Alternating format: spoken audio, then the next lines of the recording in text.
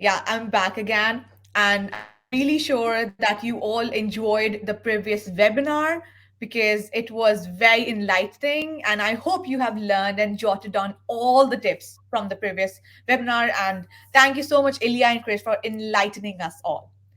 You know what? I'm loving the chat over here right now and how active you all are. Because, see, that's what we need to do when we are going all remote to make sure we are actively engaged. And like I promised, this whole event of this 2 days event will be super interactive. Also, also, most importantly, please keep an eye on the alerts on top of the chat. It has all the new jobs being posted. So make sure you keep an eye on that and apply away. Let's hack together. So, moving on. Now is the time to know how to hack into Canadian work visa and all the technicalities involved with it. Isn't that something that scares us the most? So, I would like to invite an awesome immigration consultant squad of VanHack: Melissa Rambed, Asia Rahaguzar, Tatiani Cortez, Sherwani Pinto. I would like to invite them and please welcome them all with a huge round of applause, virtual. Let's welcome them. Melissa, the floor is yours. Thank you, Isa. Hi, everyone. How is everything going today? Welcome to our webinar. I will actually share my screen. Give me just a second.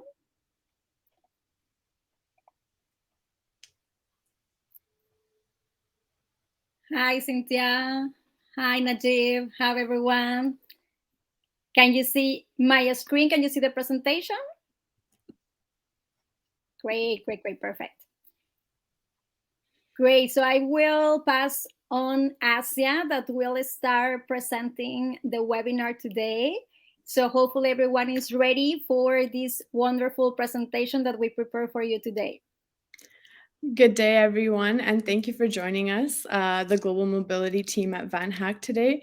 We're going to be talking about decoding the Canadian work visa for tech professionals. So Isa already introduced us, but again, I would like to introduce our team. My name is Asya Ragazar. I'm a regulated Canadian immigration consultant. Here with us today is also Melissa Arambide, Shervani Pinto, who are also regulated Canadian immigration consultants, as well as Tatiani Cortez, our global mobility specialist. On the agenda today, we've prepared a presentation for all of you on our global hiring process, the global talent stream, and we're going to be including information on the program, required documentation, and the cost. We'll also go over relocation support that VanHack provides for you, the candidate, and some updates on entering Canada post-COVID-19. Towards the end of our presentation, we'll have a Q&A session to answer any of the questions that you might have. I will now pass it on to Melissa to talk about the global hiring process. Thank you, Asia. Perfect. So yes, I would like to explain a little bit more about the global hiring process because I can imagine that you have thousands of questions about how it works VanHack and the services that we can offer you. So I would like to give you an overview of the whole process from A to Z. The first step is the company. We have a pool of companies in our platform. The company will describe the profile, the soft and technical skills that they are looking for. And then, the second step is, and we suggest to open a profile in our platform. You need actually to sign up in our platform to include all the information about your profile, your technical skills, your work experience. So once you have your profile in our platform, we have a team of recruiters that we will be screening and shortlist the international candidates that are a good fit for the company. Then, if everything goes well, you will be selected for an interview, to pass an interview. And if everything goes well with the interview, you will receive a job offer from the company. And actually, we have also a team that can help you for all the premium members to prepare for this interview in the technical and also the English skills. So we have all these services that we can offer you as well. Well, once you receive the job offer, the next step is to go and prepare the visa application. So we will assign you a regulated Canadian immigration consultant that will take care of your process, and we will explain you well the documents that you will need to prepare. We will talk about this a little bit later.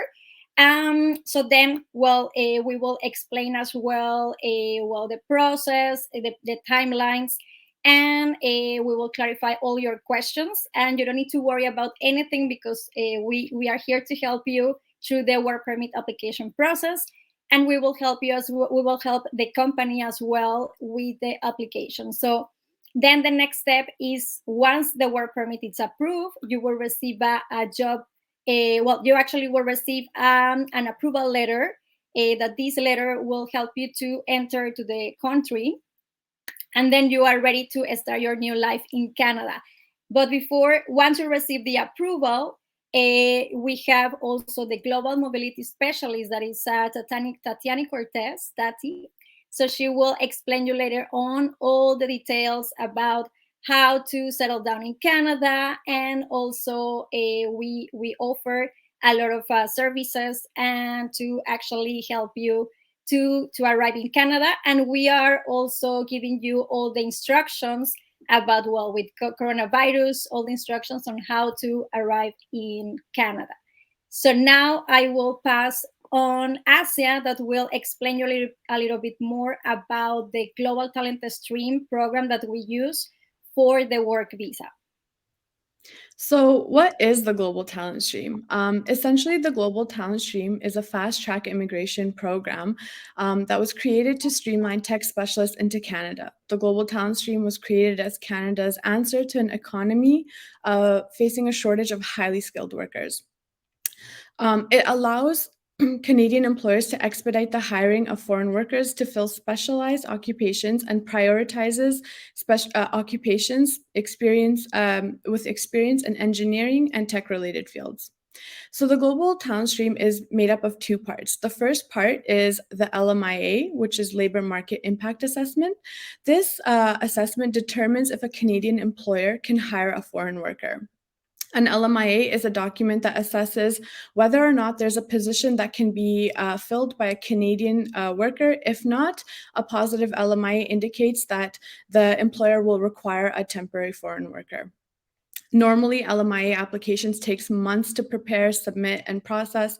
However, with the Global Talent Stream, many steps to the LMIA process have been removed, and it's much faster. This allows Canadian employers to remain competitive in the global market and quickly bring in talent to fill the shortage. So the second part of the process is then applying for the work permit. VanHack immigration consultants work with both the employer to complete the LMIA process and then the candidate to prepare documentation and apply for the work permit, which will then allow the temporary foreign worker to have status in Canada and be able to work and travel to Canada. So yeah, to recap the Global Talent Stream steps and the timeline, basically the first step, so Melissa, sorry, just the next slide. I'm just gonna recap the Global Talent Stream, the steps and timeline. The first step is for the immigration consultants at VanHack to help companies prepare the LMIA. This takes approximately 2 to 3 weeks. While the LMIA is being prepared and processed, we also work with candidates to prepare their documentation for the work permit, and then after the LMIA is approved, we will help them apply for the work permit. The work permit processing time, there is no official timeline as many factors do come into play. However, we see a general time frame of 3 weeks to about 3 to 4 months. It also can really depend on the country that you're applying from. Once the work permit is approved, candidates from countries that require visas, such as Brazil and India, will receive a request for their passport. This will take around 7 business days for candidates to receive their passports back with visas so that they can travel to Canada. Candidates who do not require visas will receive a travel authorization, which will allow them to travel. After they receive these travel authorizations, we connect them with our relocation support, which will help them understand arrival to Canada a bit better. And when they arrive at the airport, they will receive their physical copy of their work permit, which will then begin their 2-year status as a temporary foreign worker in Canada. I will now pass it on to Shervani, who will talk a little bit more about the occupations and their wages. Hi, everyone. I'm Shervani Pinto, an immigration consultant from VanHack. And it's such a pleasure to be here today to connect to all of you from all over the world. I'm going to be talking to you about two areas. The one is the exciting possibility of what wage or salary you can actually earn when you're here in Canada. And the second is around the documents that you'll have to start preparing for the work permit application. So basically, all of you are pretty curious about what you're going to be earning as a foreign worker here. I'm pretty sure of that. And here is 3 of the most common occupations that we process under the Global Talent Stream program. You can see that these occupations are classified under a national occupation code. You may have heard about it. It's called the NOC. It's very, very popular when referring to jobs in Canada. Basically, the NOC is a categorization system that the government has put in place to classify jobs so that it makes the understanding of jobs easier for employers and for employees. So each NOC code spells out the job duties and the educational requirements for that particular occupation. The government also has regulated the salaries that those NOC codes earn. So each NOC code has a wage range. And under the Global Talent Stream, the employers are required to pay the minimum wage range or higher. So these salaries that are displayed here are just the salaries for 3 of the most common cities that we deal with. But you will find that there are many job offers all over Canada. So it's not restricted to these 3 cities. But I'll just speak to the Toronto, Vancouver, and Montreal cities, which are, again, popular cities here. And the 3 popular codes that we deal with are NOC 2173 for software engineers and designers. And you'll see that the salary ranges from about 80,000 in Montreal to about 99,000 in Vancouver. For the NOC 2174 programmers and developers, from 70,000 in Montreal, I'm just rounding off, to 80,000 in Toronto, and then web designers and developers at 60,000 in Vancouver and 73 in Toronto. These are salaries, wages based on a 40-hour week. So if you're on a 37.5-hour week, it will change somewhat. But just so you should bear in mind, salaries are regulated. You can earn more than this. This is the minimum salary. These are 3 of the common codes, and there are 12 codes that actually qualify under this program. But just to give you an idea of what you could potentially earn. The next topic that I'm going to talk about is documentation. So just as important as what you're going to earn is how do you earn that money, right? So you need to get going with preparing your documents once you get a job offer, because the work permit application requires supporting documents.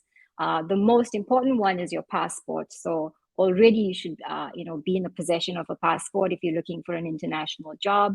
Make sure that it's valid for at least 2 years for you and all your family members, because the 2 years, why we say 2 years is because most of the work permits are valid for 2 years.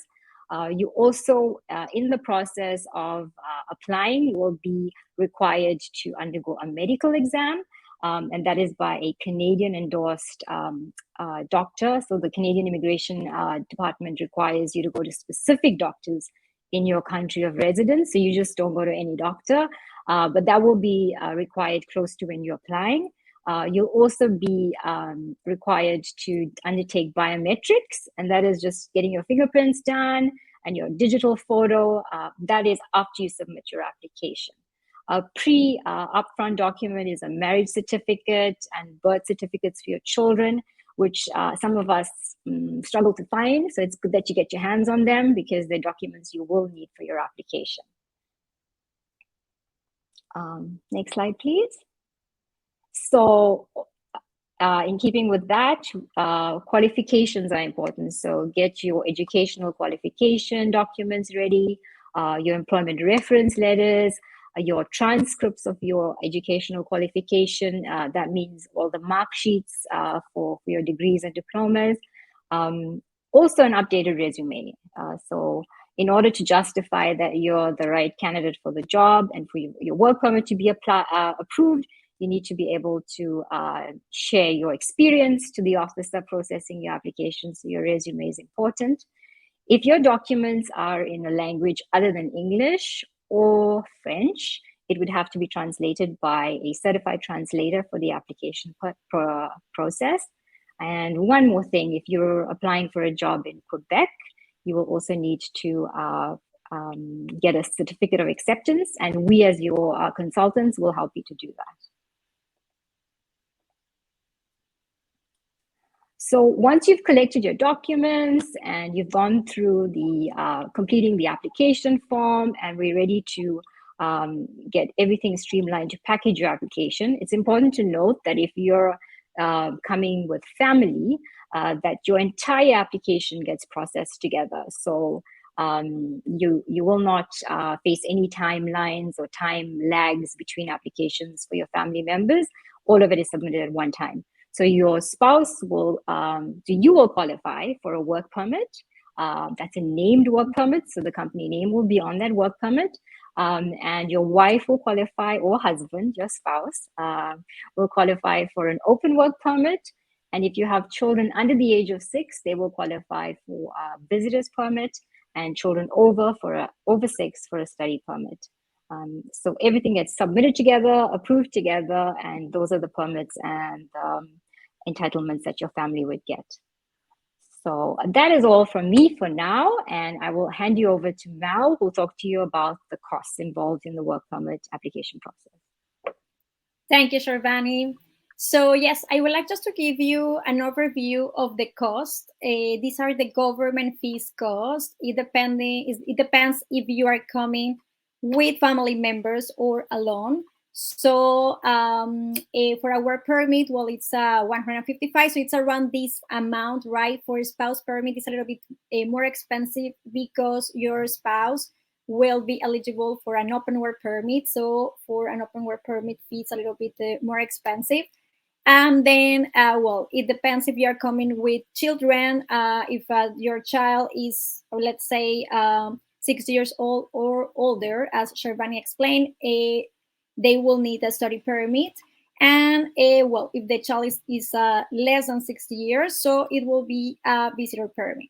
So then we have the biometrics fees. For singles, it will be 85 Canadian dollars, and for families, it will be 170 Canadian dollars. So then we have additional cost. So we have, as Sharvani explained as well, we have translations. So if for all the documents that are not in English or French, you will need to translate with a certified translator. And then medical exams, also depending in nationality. Some nationalities needs a medical exam, some others not. We will guide you to double check and confirm if you will need one. And this medical exam, just to give you a rough idea of the price, it will be around 200 Canadian dollars, depending on where you are located.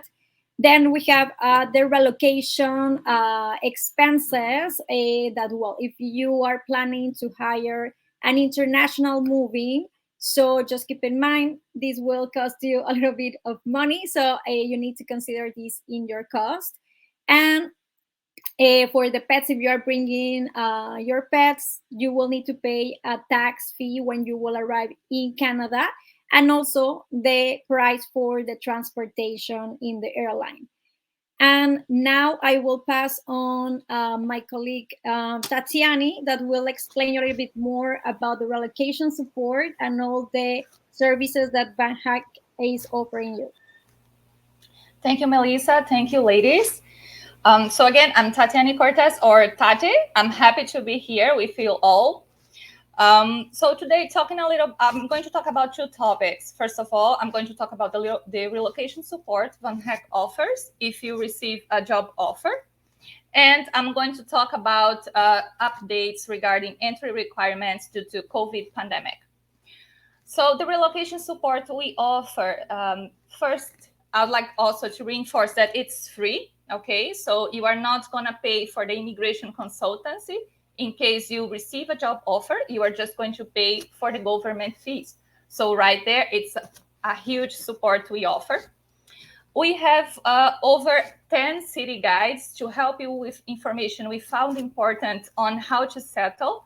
For example, provincial health insurance, how to open a bank account, schools for kids, social insurance number, which is a 9-digit number for you to get your pay slips, transportation, and other information. In terms of advice regarding COVID-19, we are also advising you on how to prepare. So we are going to tell you what kind of supporting documents you should prepare at home before you land in Canada, and what are the entry COVID requirements.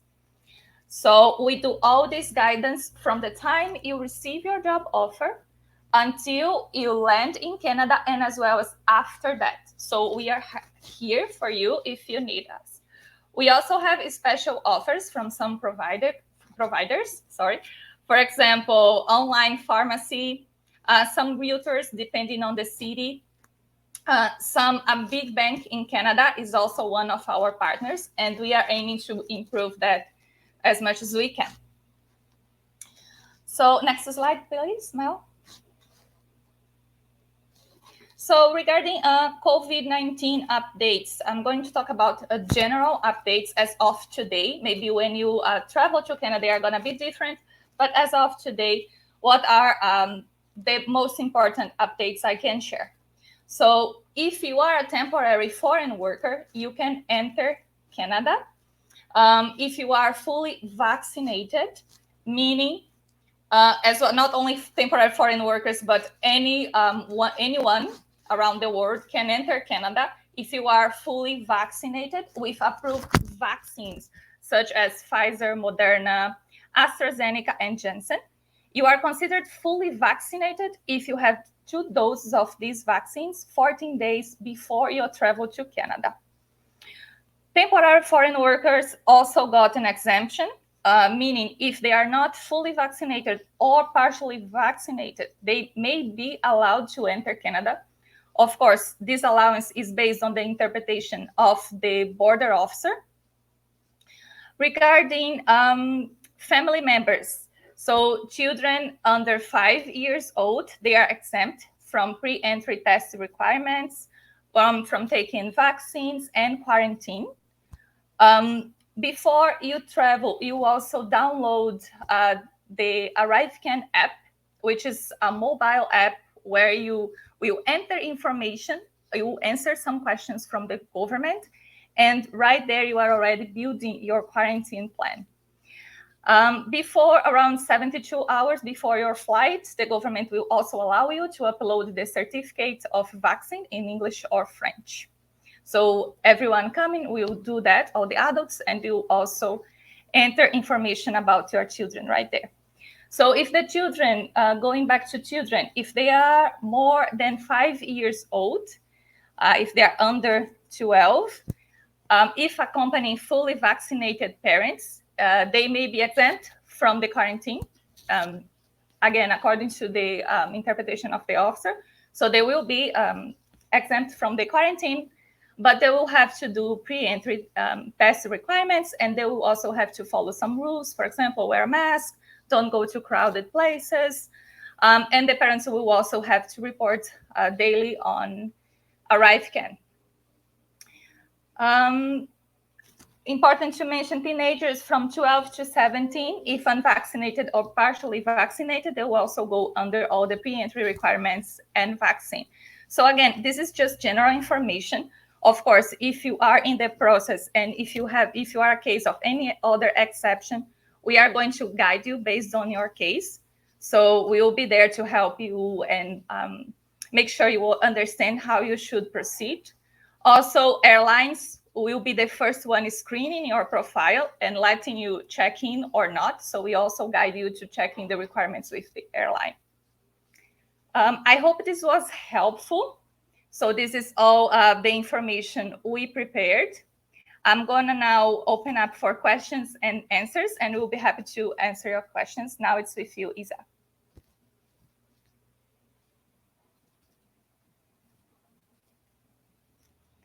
Yeah, for more information, also our contact right there. Hi, Isa.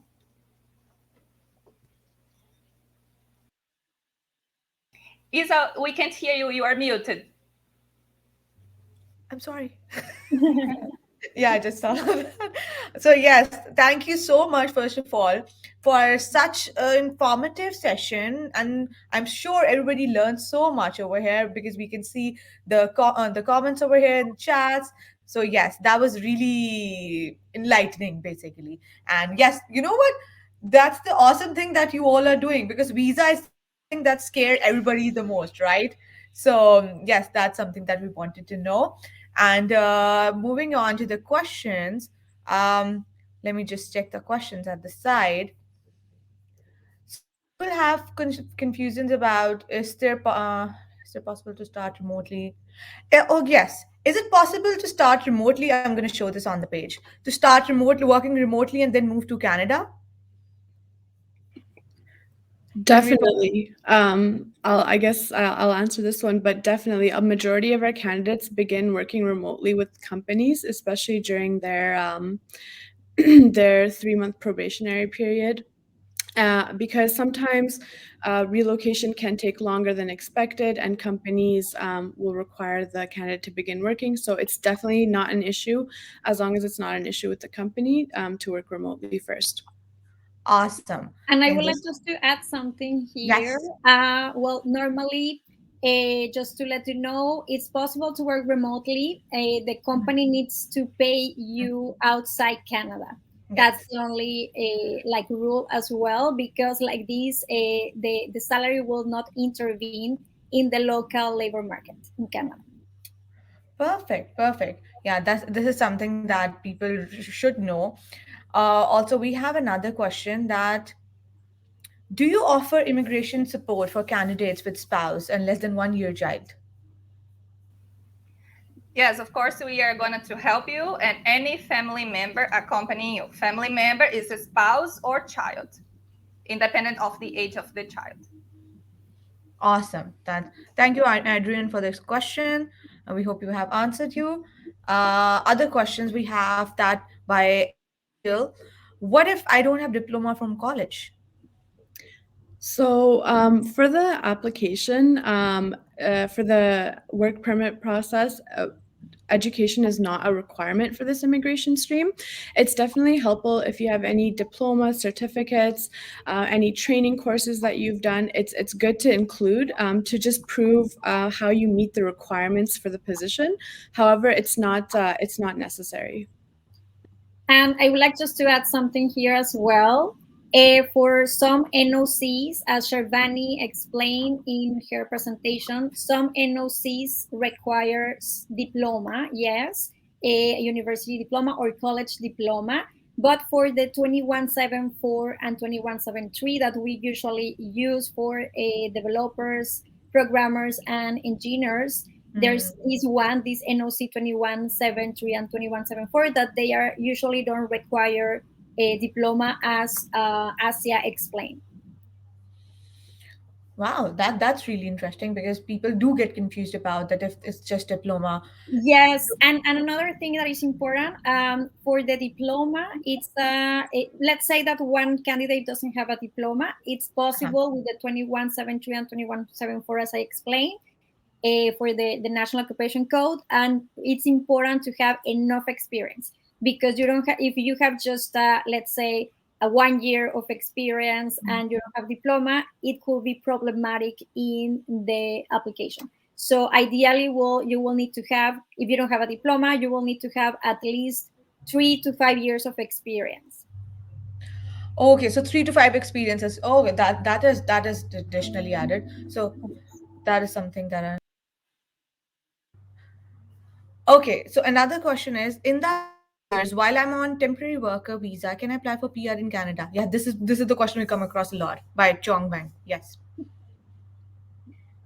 Great. Well, yes, of course. In that 2 years, if you are already eligible to apply for PR once you arrive in Canada with your temporary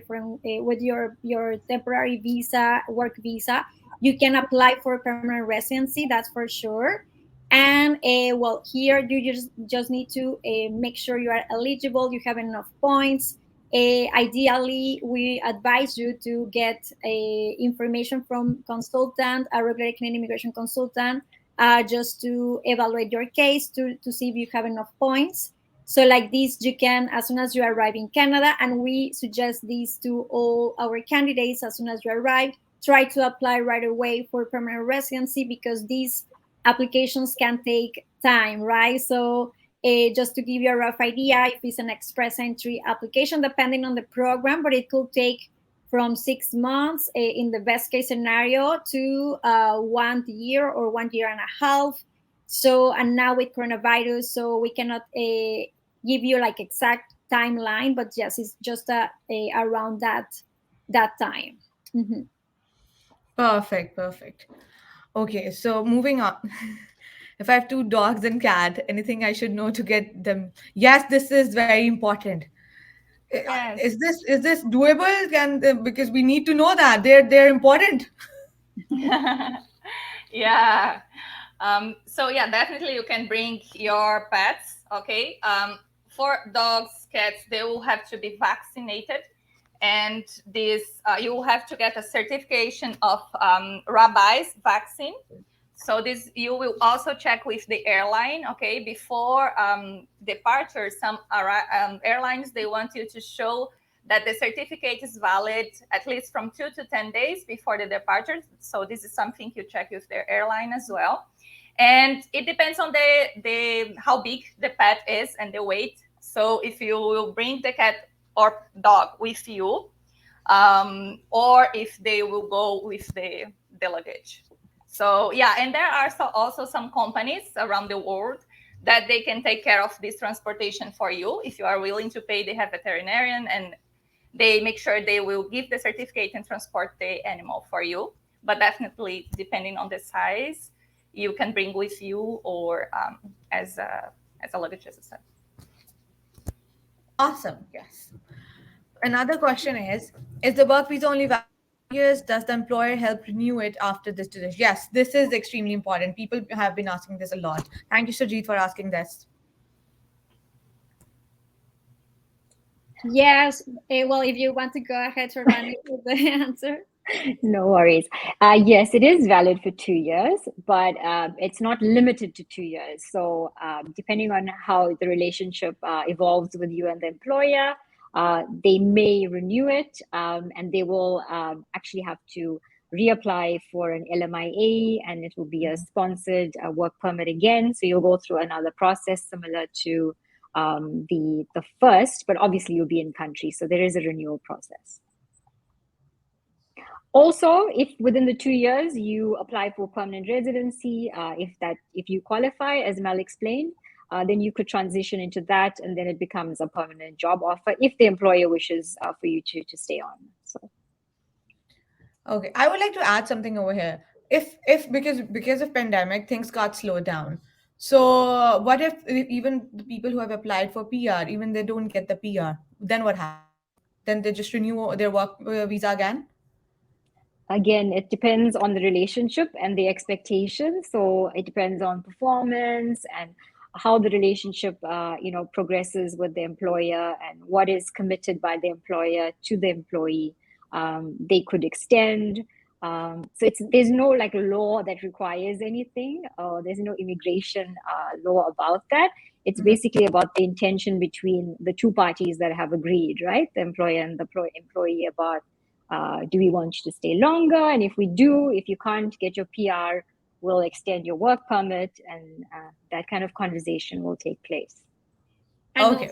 also, I would like just to include here, if the employer will decide to extend the work permit, as Shirvani explained, they can actually apply again through the global talent stream. So it's for this program, it's not you can apply like a lot of times, like it's not just one time, like you can keep applying until you get your permanent residency. And also there's another work permit if you apply for express entry, let's say, and you are waiting for the acceptation or the approval, you can apply for the bridging work permit if you are eligible. So there's also another work permit that you can obtain in the meantime that you are waiting for your PR.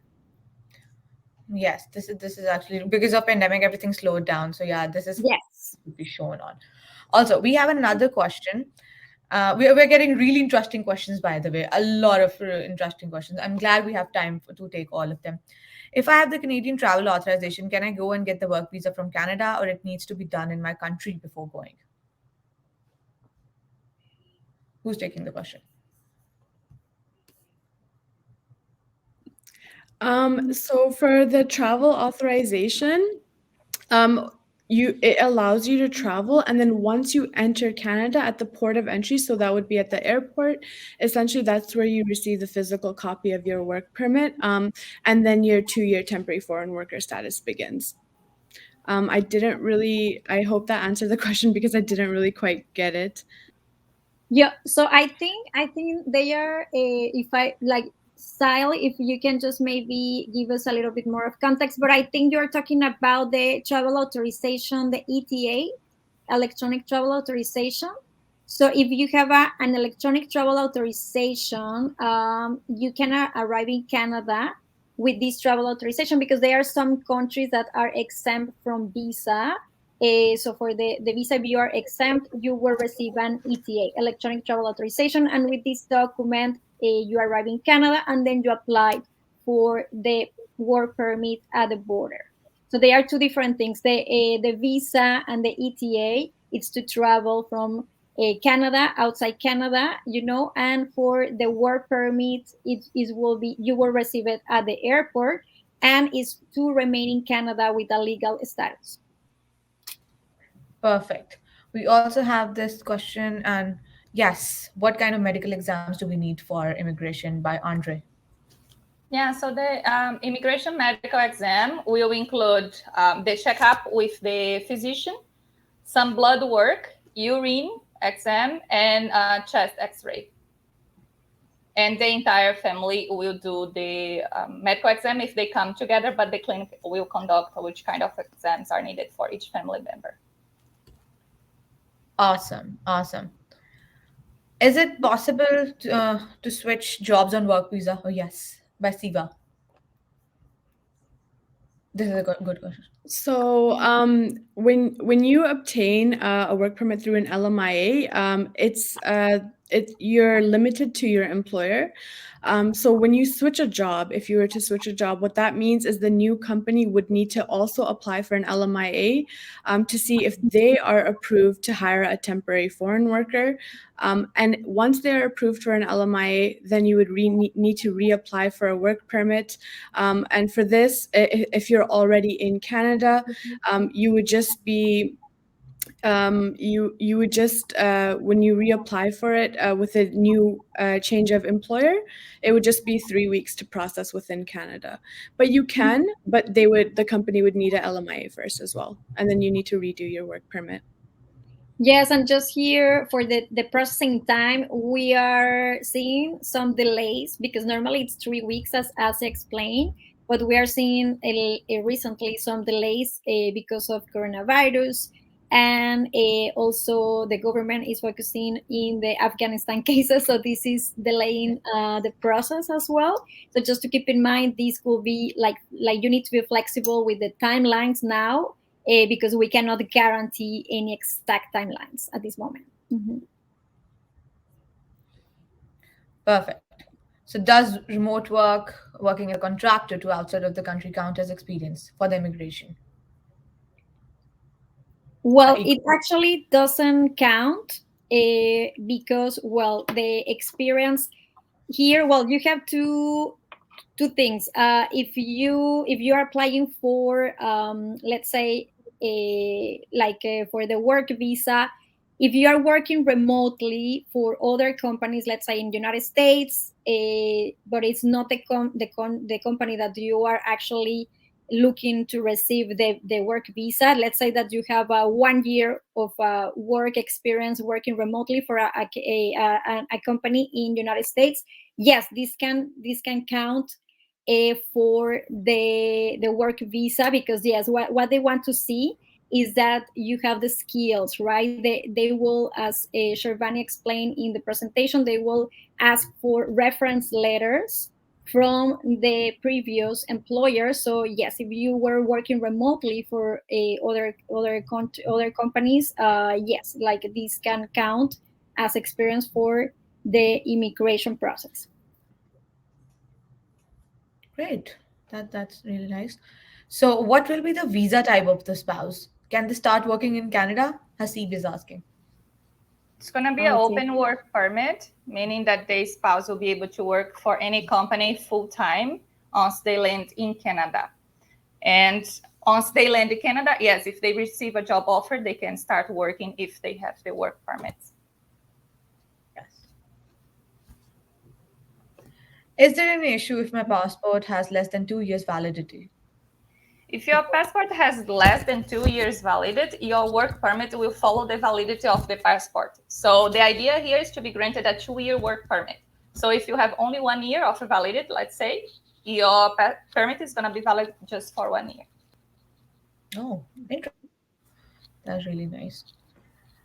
And I would like just to add something here. Yes, Yes. as Tati say, it will be valid for the validity of the work, the passport. Sorry, but you can extend it once in Canada. So let's say you arrive here in Canada, you extend your passport, and you still have this like 1 year that you couldn't receive because of the expiration of the passport. You can apply for an extension for this year that was remaining. Hopefully that answers everything. Okay, if my child enters with visitor visa, what about the school enrollments? Jose is asking. If the child has a school age, depending on the province, most of the provinces will be when they turn 5 in September. So even though if they only have the visitor visa, because they are a company work permit holder, they are allowed to study in Canada. That's interesting. That's interesting. See, with the visa processes and all, they confuse it all, but you guys are making it sound so easy to understand. That's what why we're having this discussion. So, what is the maximum time taken for relocation process? Any worst case scenario? Rituja is asking.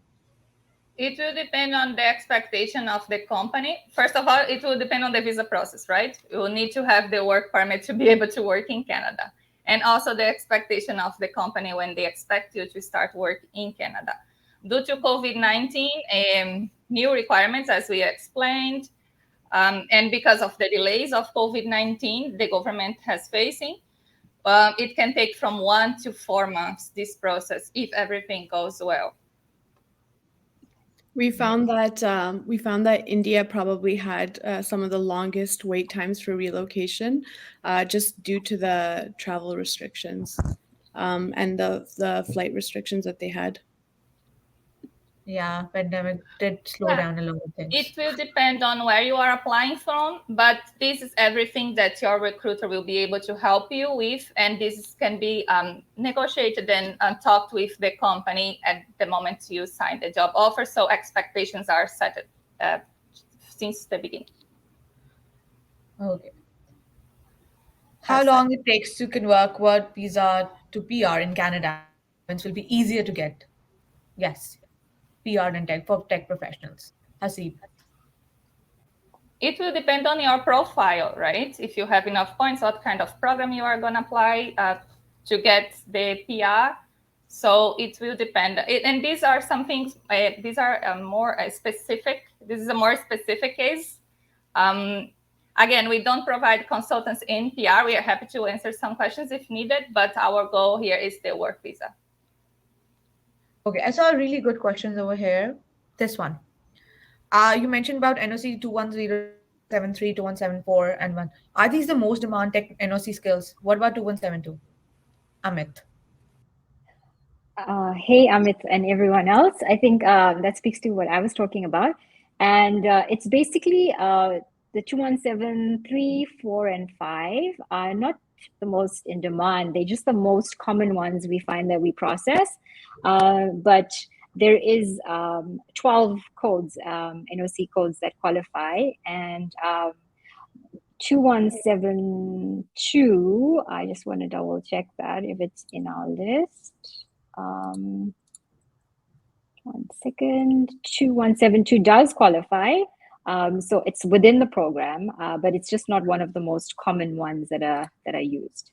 So it isn't. It is there. So you would definitely qualify under that program, under this program for that code. Yeah, NOC skills, these numbers really confuse everybody around. Yeah, but we also very happy that it's so transparent. You know, the process is transparent, so everything that you would require, it is detailed, but it is available on Canada government websites. Like even the salaries I shared, it's readily available. So there's nothing to hide, and everything's transparent. So you'll be able to find more information online about that as well. Yes, thank you so much, Shirvani. You're welcome.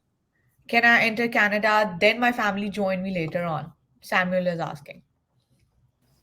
The important thing to understand here is that the main applicant will have to enter first, okay?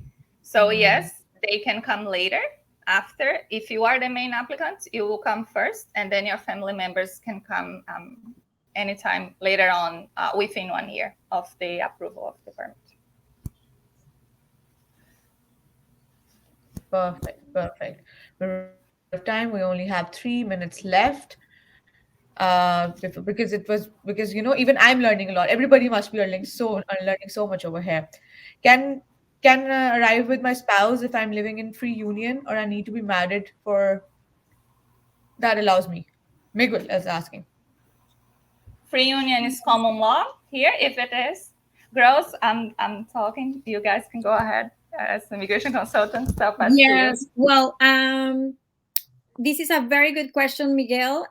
What is important to take in consideration is the government recognizes two different unions. Okay, so the common law. For the common law, you will need to prove that you were living together with your partner for at least 1 year. Okay, and how you can prove that? So there's bills with the same name, the same address for covering 1 year before the application, or rental agreements. So like any proof that you have, just to show that you were living together for the last year. And if not, well, if you don't have any proof, you can also, you will need to get married in order to apply and bring your spouse, but you need to get proof as well for your relationship. So let's say that you were together for 3 years, so you can get married, and then just show proof that this relationship is not like a recent relationship, that at least you were living, you were actually in a relationship for like several months, couple of years, so like this, it will be easier to include your spouse or partner in the application.